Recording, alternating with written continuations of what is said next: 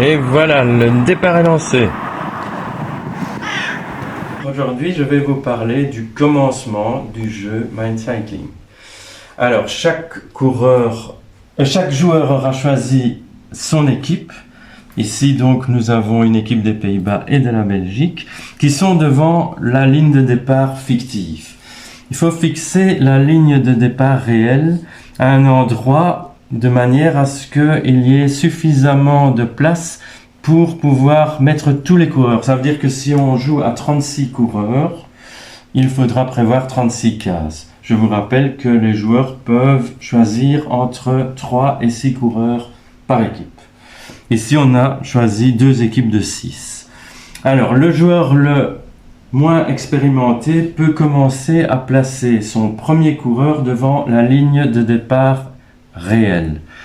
Par exemple, il va le mettre ici. Ensuite, ça sera à l'autre joueur de placer son coureur.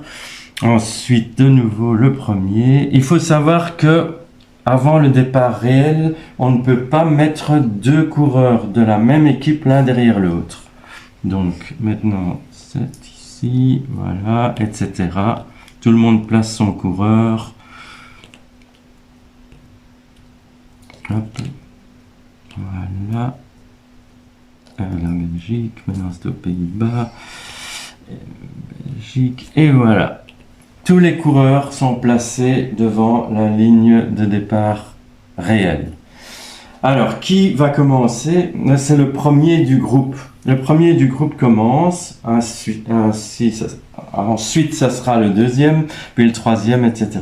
Quand ils sont tous sur la même ligne égalité, c'est de gauche à droite. C'est-à-dire que, par exemple, ici, on voit que c'est lui qui va commencer, il est à gauche, puis ça sera lui, puis lui, etc.